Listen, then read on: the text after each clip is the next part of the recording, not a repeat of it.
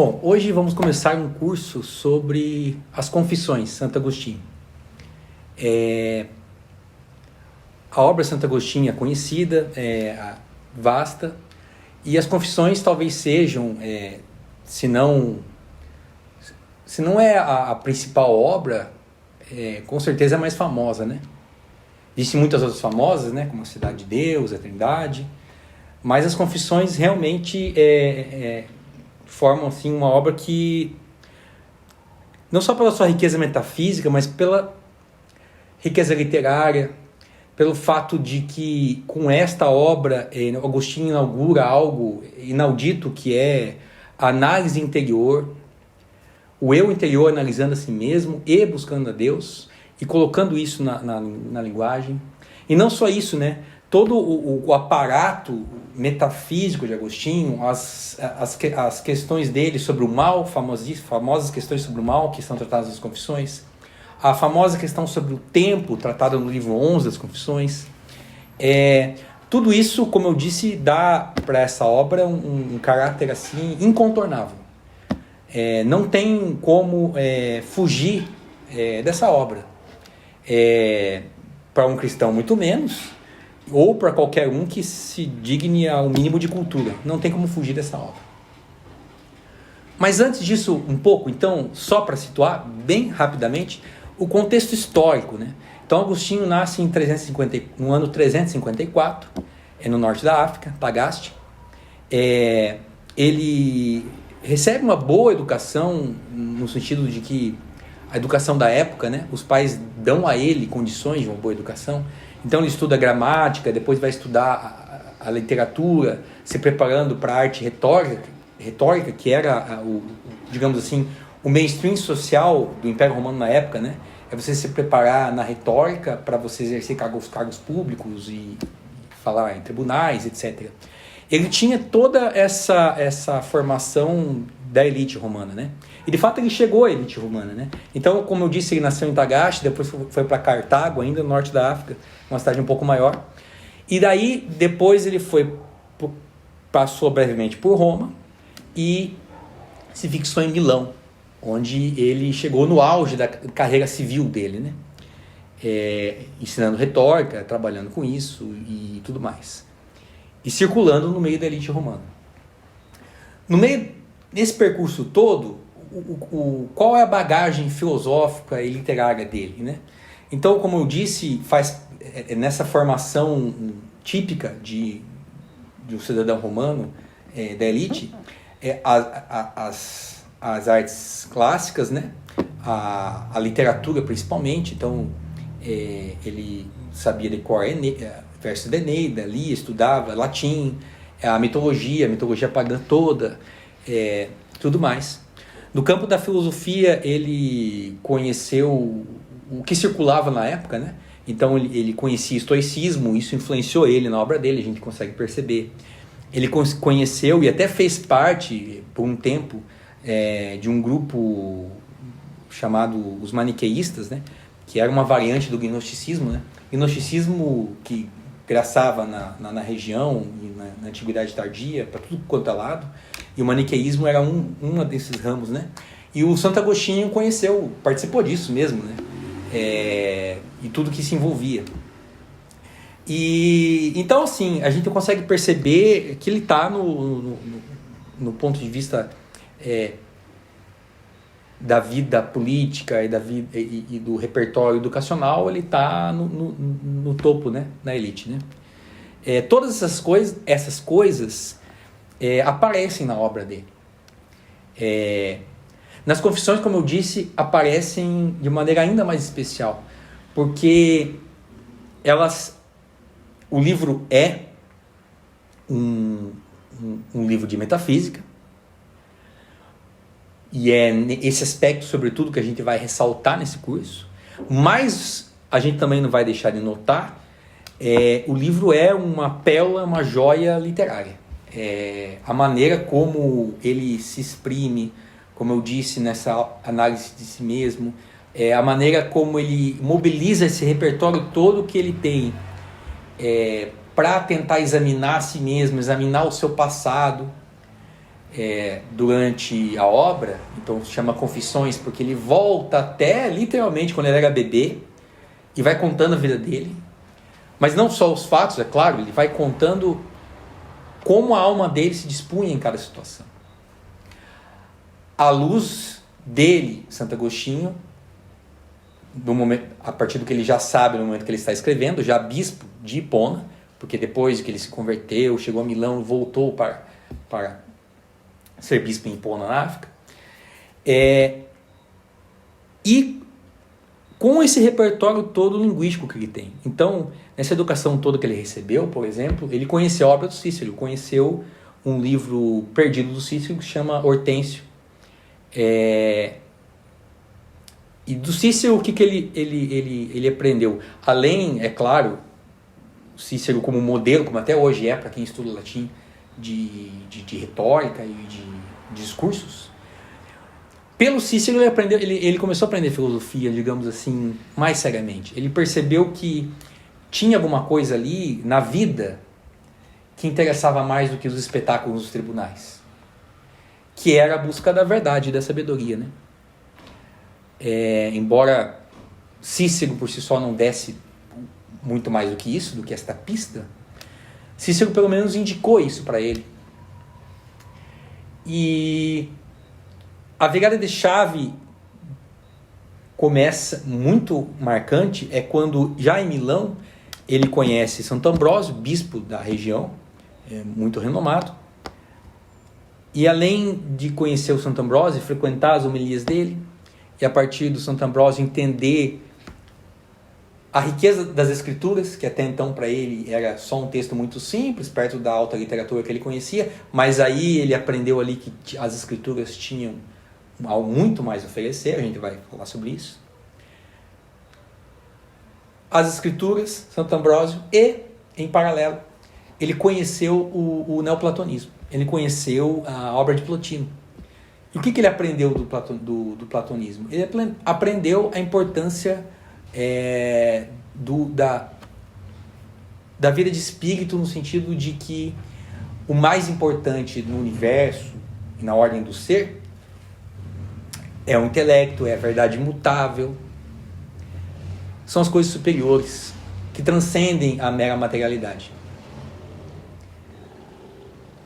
O conhecimento dele do neoplatonismo, então, vai deixar ele, digamos assim, com o terreno pronto para receber a semente cristã. E aí, isso vai acontecer mais para frente no livro, a gente vai, quando for o momento, detalhar isso. Mas isso então é o quadro geral da vida dele, da época, das coisas que ele conhecia, do repertório que ele tinha e do estilo da obra.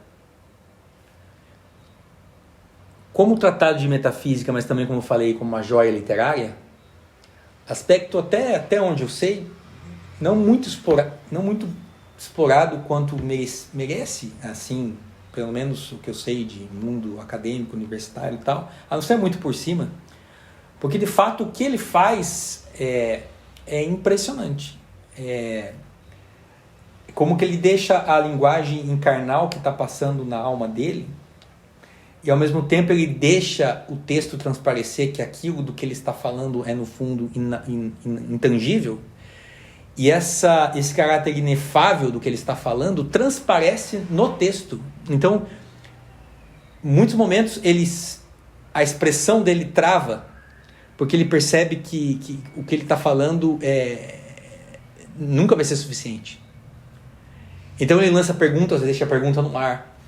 Ele fala uma coisa e depois fala que não é bem assim, mas não é porque é um texto confuso, é muito pelo contrário, é porque ele está tentando atacar o inefável de várias maneiras, mobilizando todo o repertório da expressão dele, expressão essa literária que é um reflexo do que passa na alma dele, e tudo isso vai nos conduzindo à reflexão metafísica. Essa é a joia literária dele. É por isso que nesse curso eu vou tentar ler citações, para isso que fique, à medida do possível, mais claro. E além disso, como eu disse, ele conheceu a riqueza das escrituras, E ele é conhecido, claro, por uma vasta obra de comentários aos Salmos. Os comentários aos Salmos do Santo Agostinho são riquíssimos. E no texto, os Salmos aparecem praticamente toda a página. E você percebe que não é que ele usa aquilo como um dado que ele conhece, como algum livro que ele vai recorrer para explicar o que ele quer explicar. Os salmos vêm à tona, saltam à boca dele naturalmente. É como se a alma estivesse sendo comprimida naquele momento para expressar aquilo que está no coração dele. E de tanto comprimir o próprio coração, em vários momentos, a única coisa que ele consegue extrair dessa torção é um salmo. Ou algum outro trecho das Escrituras. Mas, sobretudo aqui, os salmos. Isso é impressionante porque quer dizer que ele absorveu os salmos assim na alma dele. A linguagem para ele, dos salmos, não é instrumento. Aquilo ali é a verdade encarnada no verbo. É a palavra de Deus mesmo. Então, quando ele está usando dos salmos para falar alguma coisa, ele não está só usando, né? Ele está se deixando expressar pela própria graça de Deus. E, de novo, é impressionante como um homem que conhecia tanto, e já no livro 1 ele fala sobre isso, ele fala: tanta literatura eu conheci e tudo aquilo, depois eu percebi que bastaria basicamente ler, escrever e fazer continhas e conhecer as Escrituras, porque é isso. É claro que também não é bem assim, porque ele mesmo fala que a providência de Deus cuidou para que ele aprendesse todas essas coisas, bem usassem, né? Mas é impressionante mesmo. Essa parte literária, que é um motivo algo que me atrai muito nessa obra.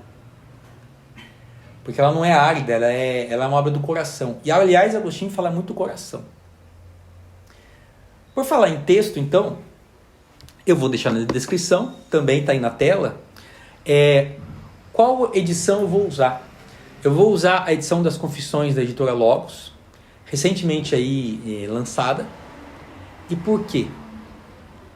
Porque eles usaram... Primeiro, porque ela é bilíngue, o que é ótimo.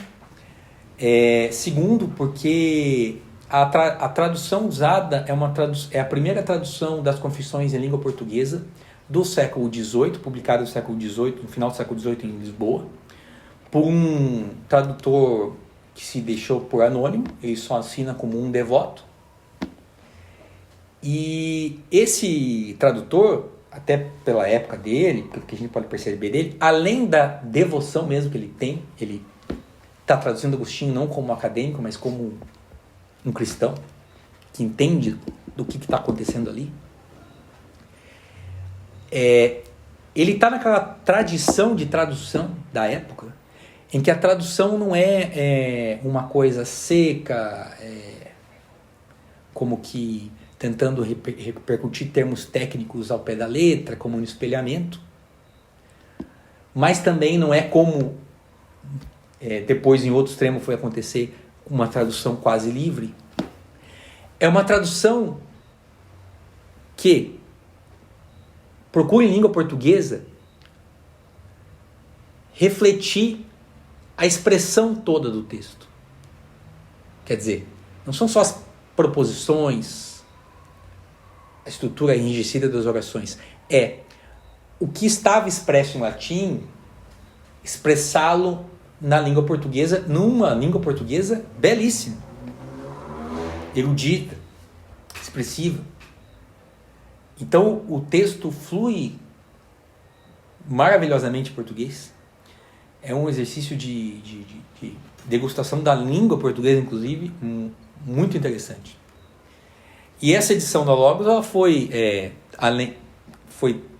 tem um trabalho todo em cima dessa tradução na língua portuguesa. Eles editaram, atualizaram com conhecimentos mais recentes de termos Agostinho, muitas notas de rodapé e principalmente notas que indicam as citações. Eu falava tanto das citações das Escrituras, então no final do livro, todas as citações das Escrituras estão lá, salmo por salmo, evangelho por evangelho.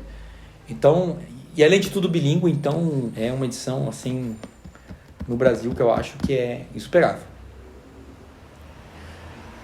Dito isso, o porquê eu escolhi dar esse curso e o porquê esta obra e porquê essa edição, vamos começar. Como eu disse, eu vou tentar ler trechos. Então, quando eu fizer uma citação, eu vou ler a completa. Depois eu vou comentar.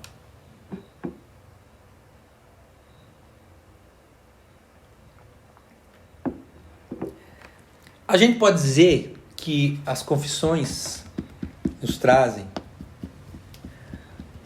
uma história da alma em busca de Deus.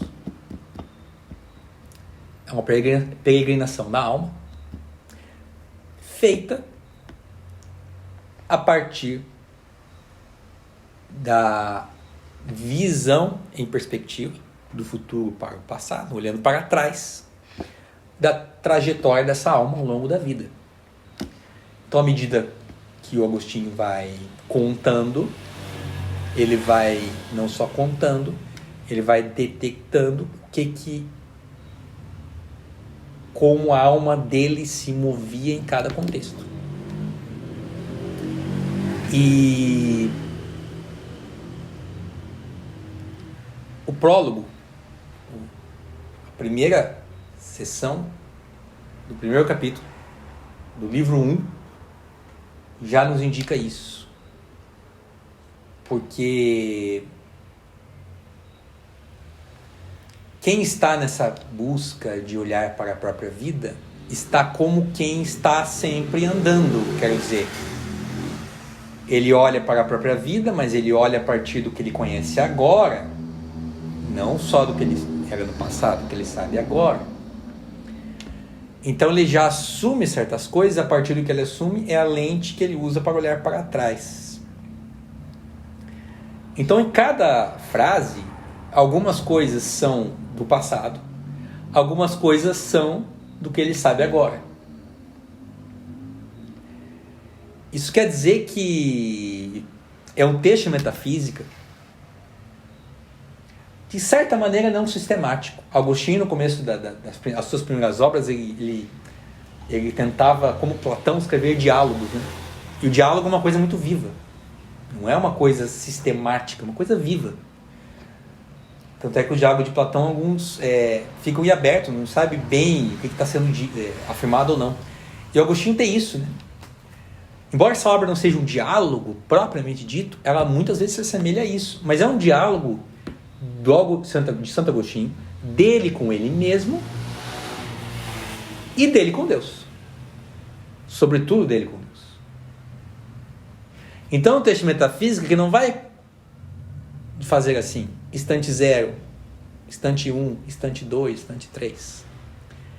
É a dinâmica do texto que para a gente entender, a gente tem que aceitar e entrar no jogo. Do ponto de vista formal do texto. Esse ponto de vista formal, quero dizer o que com isso? Deve-se aceitar algo de antemão para depois compreendê-lo. Exemplo, ele começa falando que queremos buscar a Deus. Mesmo o leitor mais agnóstico ou até ateu, ele só vai conseguir entender a obra se ele aceitar. Assumo provisoriamente que sim, todos querem buscar a Deus. Essa dinâmica do texto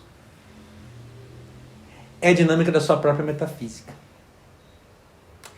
Porque, como diz o capítulo 1 do livro 1, eu quero a Deus. Quero conhecê-lo. Mas para conhecê-lo, eu tenho que começar de algum lugar. De onde? Porque se eu tentar conhecer alguma coisa que eu não conheço absolutamente nada, eu posso conhecer algo como se fosse Deus, mas não é Deus porque eu errei porque eu não conhecia. Então eu tenho que primeiro buscar. Mas para eu buscar, eu tenho que primeiro crer em algo. E aí, essa roda vai girando. Eu conheço, mas não completamente. Volto. Assumo alguma crença para que eu possa invocá-la, para que eu possa buscar a Deus, para que eu possa conhecer. Volto. E o texto vai se desenrolando. Vamos perceber isso, então. Como eu disse, na abertura. Livro 1, capítulo 1. Citação. Grande sois, Senhor, e muito digno de ser louvado. Grande é o vosso poder, pois vossa sabedoria não tem número. Citação dos Salmos, isso. E quer louvar-vos o homem, fragmento qualquer das criaturas? O homem que anda rodeado e cingido da morte, e traz consigo o testemunho do seu pecado, e o testemunho que diz: como vós resistis aos soberbos. Mais citação das Escrituras. E com tudo isto vos quer louvar-vos o homem, fragmento qualquer das vossas criaturas. Porque vós, na verdade, o moveis e excitais a que se empreguem em vossos louvores. Vós nos fizestes para vós, e o nosso coração não descansa até que repouse em vós. Fim da citação. A última frase que eu li, eu vou repetir porque ela é famosíssima, ela é a frase mais famosa do Santo Agostinho. Vós nos fizestes para vós, e o nosso coração não descansa até que repouse em vós. Então veja, ele começa percebendo que o homem quer Deus, ele quer louvar Deus. Logo em seguida, ele diz, mas como que ele quer se esse homem é todo atolado no pecado e na morte? Acontece, e ele diz, que quem move e estimula e excita o homem a fazer isto é o próprio Deus. E aí ele conclui com essa frase lapidar. Vós nos fizestes para vós, e não só nos fizestes assim para vós, mas nos fizestes com o coração em constante desassossego, porque ele não está encontrando. A maneira como Deus nos estimula, nos conduz, nos cutuca, é dar esse coração em desassossego, em aflição. Eu não sei quem é Deus. Eu sei que o meu coração pulsa. E eu sei que não são as coisas naturais que fazem o meu coração pulsar. Mas é Ele mesmo que me atrai. Eu sei disso, eu, Agostinho, ainda atolado no pecado, na obscuridade, antes da conversão? Não. Eu, Agostinho, depois que eu entendi essas coisas. Mas esse estado do coração estava lá. Isso que ele vai mostrando ao longo do texto. Ao mesmo tempo, literariamente falando, veja como ele repete exatamente as mesmas palavras duas vezes. Primeira exclamação, fragmento qualquer das vossas criaturas. Segunda exclamação, fragmento qualquer das vossas criaturas. O mesmo trecho antes citado se repete, mas quando ele volta, ele já está carregado de outras coisas, do que ele falou do pecado, da morte. Então a linguagem vai como que carregando sentido, como que em busca daquilo que ele está tentando alcançar e que no fundo é inalcançável, e ele vai trabalhando com a linguagem no limite. Nessa tradição que o Agostinho também compartilha da linguagem apofática. Ele vai chegar a um ponto que vai falar, não dá para falar o que Deus é, só o que Deus não é. Mas não só de Deus, a nossa existência também. Às vezes não dá para falar exatamente como ela é, só o que ela não é. Ou só o que ela está tentando fazer. É o que ele está fazendo aqui. E ao mesmo tempo, como eu falei, como o Salmo flui na boca dele. Ele começa com... assim, a primeira frase do livro é Salmo. Isso não é à toa, né? Mas tá bom, então... Capítulo 1 fala mais coisas desse sentido, e aí fala aquilo que eu acabei de citar, que é esse paradoxo, né? Eu quero conhecer a Deus, mas onde Ele está? Porque se eu quero conhecer alguém que eu não conheci, porque eu quero conhecer, mas... E se eu tomar outra coisa por Deus e não é Deus? E achar que eu estou conhecendo Deus, eu estou conhecendo outra coisa? Então, no final desse capítulo, ele introduz uma distinção. Ele fala assim: para conhecer, é preciso buscar. Para buscar, sozinho não dá, porque é Ele que nos incita. É preciso pedir a sua presença, invocá-lo. E para invocá-lo, é preciso primeiro crer. Crer. Então ele vai trabalhar com o verbo crer e conhecer aqui. O crer como ponto de partida. O crer pela palavra. O crer pela revelação. Que vai conduzir à busca. Que vai conduzir ao conhecer. Essa dinâmica do livro que já está no capítulo 1. Mas olha, e como que vai se dar essa busca então? Pensando bem, então, eu sei, eu quero, o coração anda inquieto enquanto não encontra Deus. Mas Agostinho se pergunta: por que mesmo isso? Quer dizer, por que meu coração tem isso? Por que não uma árvore? Por que uma árvore não tem essa aflição? Por que um cachorro não tem essa aflição? Por quê? O universo não tem essa aflição. Porque afinal de contas, bom, se tudo é ser, para existir, precisa residir em Deus. É sustentado no ser, em seu ser, em Deus. Então, bom, se eu existo, de alguma maneira, Deus me sustenta. Então, de alguma maneira, muito entre aspas, Ele já está aqui, entre aspas. Não é um problema simples de responder.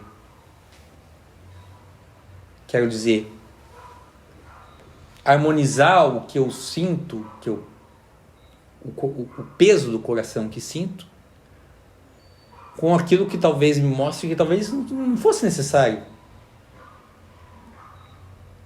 E aí o capítulo 2, ele começa a problematizar isso. Como assim eu procuro Deus? Eu quero receber Deus como? Aí ele diz, citação: mas que lugar há em mim para que a mim venha o meu Deus? A mim há de vir aquele Deus que fez o céu e a terra. Como, Senhor meu, há em mim coisa em que vós possais caber? Porventura cabeis vós no céu e na terra, que vós fizestes, e em que me fizestes? Ou porventura é necessário que todas as coisas vos recebam, porque sem vós nenhuma teria ser? Como eu, pois, tenho ser, o qual não teria, a não estardes vós comigo? Por que razão vos peço que venhais vós a mim? Então, isso que eu estava comentando, né? Por um lado, as coisas do universo em que sentido elas precisariam receber Deus? E se precisassem, como? Como algo pode receber Deus? Como que Deus caberia em alguma coisa? Se Ele é Deus, né? E outra coisa, eu não teria ser se vós já não estivesse comigo. Então, Deus já está, em algum sentido, não é, ele vai precisar isso. Em algum sentido, no sentido de que está sustentando o ser, nesse sentido. No mesmo sentido natural que Deus sustenta o universo como um todo. Mesmo assim, eu não estou tranquilo. E ele se pergunta, por que razão vos peço que venhais a mim? E se quero que o Senhor venha a mim, como que eu vou poder recebê-lo se o Senhor é Deus e eu sou só eu e nada, e Deus não cabe em nada? Essa que é a pergunta, mais ou menos deixada em aberto, né? Então, assim, os primeiros capítulos ele mais lança dúvidas do que responde. Ele responde um pouco, mas ele mais lança dúvidas. No capítulo 3, ele continua se perguntando, né? Se Deus está, em que sentido ele está, se ele sustenta todas as coisas do ser? Será que ele está em tudo? Ou será que parte dele está em umas coisas, parte em outra? Até que ele faz um rascunho de entendimento, ele fala assim, brevemente ele fala, não é como se as coisas fossem um vaso onde Deus está, porque essa palavra está inapropriada. Somos nós que estamos nele. Somos nós que estamos nele. Então, no meio do caminho das perguntas, ele vai retificando a linguagem também, né? Esse é o capítulo 3. E aí, esse Deus intangível, inabarcável, ele não se altera, né? Ele se arrepende, como diz a Escritura, sem mudar, se tem ira sem padecer. Ele fala sobre isso no capítulo 4. E aí no capítulo 5, talvez venha uma tentativa de responder esses problemas iniciais. Por que, afinal de contas, eu preciso tanto de Deus? Por que está faltando a presença de Deus, se eu já tenho ser? Essa é a pergunta. Então, não é verdade que Deus está lá dentro em absoluto e acabou. Não. Tem uma lacuna. Está faltando presença de Deus, não certo? Está faltando alguma coisa. É por isso que ele está escrevendo esse livro. Embora Deus, pela graça, sustente o ser, está faltando alguma coisa. Ele não está plenamente. Agostinho precisa começar a chamar Deus para habitar na casa dele. Deus não está ali ainda habitando. Deus sustenta ele no ser, mas não habita na alma dele, como uma morada. Já vai ficar claro em que sentido de morada. Ele faz uma citação das Escrituras logo. Então ele diz assim, diante dessa perplexidade, da magnitude, da excelência de Deus e da miséria dele própria, e ao mesmo tempo ele pedindo para que Deus habite, e ele olhando para si mesmo e vendo que não tem como, ele percebe que a resposta não vai ser uma análise, nesse momento, lógico-metafísica. Vai ser perceber como a alma dele está. Porque se tem um problema e o coração dele pede, o coração anda inquieto, e ele não encontrou a Deus, o problema não está em Deus, mas está na alma dele. Então, no capítulo 5, em diante, ele vai começar a examinar a alma dele, identificar seus pecados. E aí, desde bebê, desde a infância,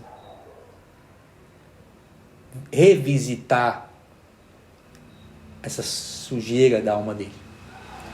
E essa perversão da vontade dele, sobretudo, da vontade. Então, faço aqui uma citação no capítulo 5, onde ele começa a pedir a Deus perdão pelas suas culpas. Citação: é porventura coisa pequena não vos amar? Ai de mim, dizei-me, rogo-vos, meu Deus, por vossas misericórdias vou-lo suplico. Que me sois vós a mim? Dizei, Senhor, a minha alma, eu sou a tua salvação. Salmo 35. Senhor, isto me dizei, de modo que eu ouça. Senhor, eis que aqui, na vossa presença, estão os ouvidos do meu coração. Senhor, abri-os e dizei a minha alma, eu sou a tua salvação. Correrei em seguimento desta voz, até vos alcançar e me prender a vós. Não me escondais, Senhor, a vossa face, que eu morra para não morrer, e para que a veja. A casa da minha alma é muito estreita para vós entrardes nela, mas vós, Senhor, dilatai-a. Está em ruínas, reparai-a. Muitas coisas achareis dentro nela que ofendem os vossos olhos. Eu o confesso. Então veja, ele já percebeu que depende da graça de Deus, ele pede para Deus vir. Venha Deus, venha Deus. Fala para a minha alma que a tua palavra é vida. Se ela dizer, eu sou a tua salvação, eu encontrei a tua palavra, eu te encontrei. Só que a minha casa não é digna de te receber. A citação que ele faz aqui é do Evangelho, do centurião, que fala, não é digno de entrar na minha casa. É o que a gente lê fala na missa. Não sou digno de entrar na minha morada. Vem então, dilata minha alma. Tudo que eu posso fazer é confessar. Não por um escrúpulo moral, não por uma questão jurídica, mas é existencial. Porque se eu não confessar, eu vou colocar um obstáculo na minha casa, eu não vou querer que a graça de Deus permita que ele habite. Eu preciso confessar, porque o meu coração pede por Deus. Eu quero que Deus habite na minha alma. Eu já entendi que Deus sustenta meu ser, mas não é suficiente. Meu coração não descansa. Eu não sou como uma árvore que basta Deus sustentar no ser e está bom. Eu não sou como os planetas. Eu não sou como um cachorro. Eu preciso do Senhor. Então, para isso, eu confesso. Invoco. Confesso, invoco a salvação. Frase lapidar também, né? Para que eu veja, Senhor, a vossa face, que eu morra para não morrer, né? É a frase do Nosso Senhor também, né? Quem quiser salvar a sua vida vai perder. Então você precisa morrer para o velho homem. Ele precisa confessar para viver a vida eterna, para ver a face de Deus. Então quer dizer que a face de Deus, aquela que está nas Escrituras, sobretudo no Antigo Testamento, nos Salmos, essa ideia de ver a face de Deus, contemplar, ou aquela invocação muito habitual do salmista de que Deus nos volte a nós a sua face.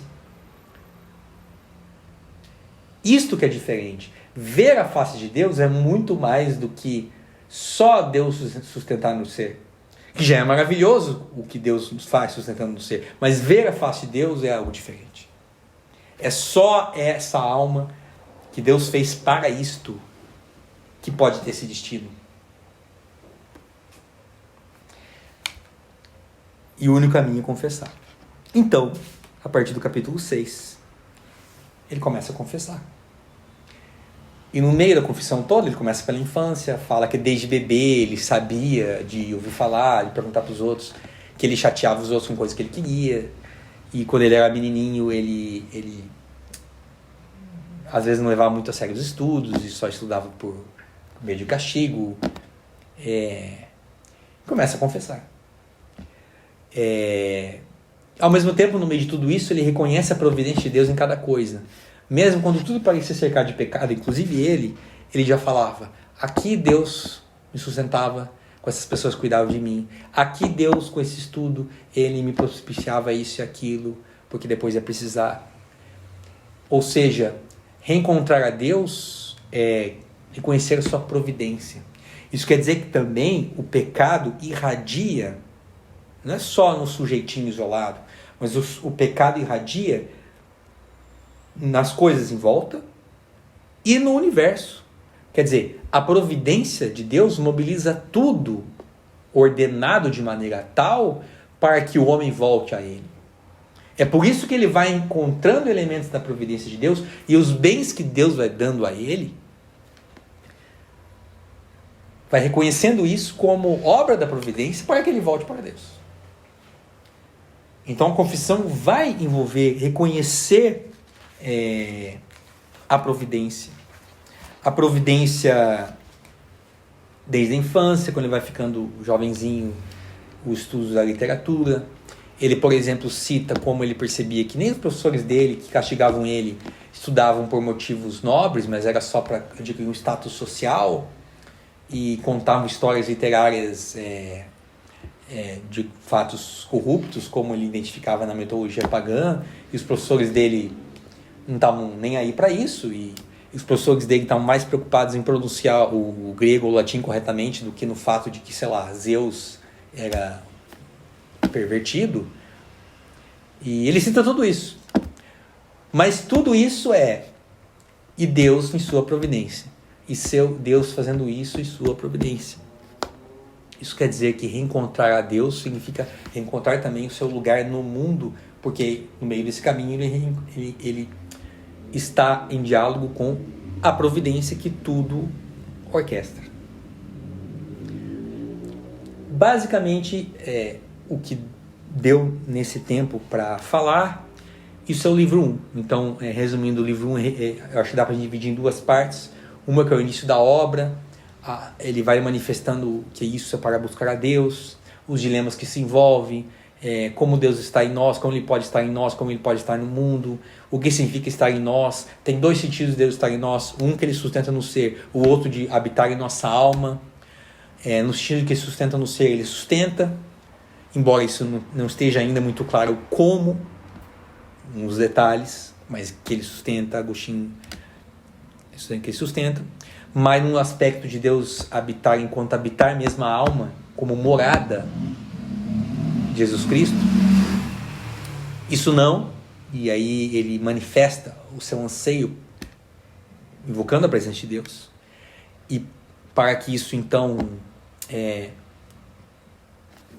se dê, para que essa graça se manifeste, para que ele possa entender isso, e isso só vai acontecer com a confissão, que no fundo é uma entrega a Deus, né? Então não é uma coisa só moral, uma coisa ontológica, existencial. A confissão é uma entrega a Deus. É a alma se movimentando para Deus e não para os outros bens menores. E aí, com essa confissão, entra a segunda parte do livro 1, que a gente dá para dividir assim, que ele começa a narrar os fatos, né? Que, principalmente focado aqui na infância, início da adolescência, e essas coisas todas que ele vivenciava nos estudos, com os coleguinhas, os primeiros pecados, a sociedade em volta que ligava para status social, para jogos, para futilidades, mas não para a verdade, né? E isso ele já deixa bem claro, né? No livro 1. E aí, a partir do livro 2, ele vai continuar. E a gente vai continuar também. Até o livro 9 é basicamente esse ritmo de biografia e análise da alma. No meio desse caminho até o livro 9 ele vai falar sobre o problema do mal. O livro 10 em diante, ele muitas vezes é conhecido como uma segunda parte das confissões. Ele já vira um tratado propriamente metafísico. Digamos assim, a biografia encerrou E aí começa a metafísica, começa a falar da memória, do tempo. Ele começa a comentar sobre o livro do Gênesis e uma certa cosmologia e etc, né? Eu espero que a gente consiga fazer essa caminhada toda até o livro 13, completar. E a gente vai perceber que essas perguntas elas vão voltando, né? Elas vão sendo retomadas, elas vão sendo melhor respondidas por ele mesmo. Então é isso, obrigado pela atenção, espero que vocês continuem na próxima e até mais.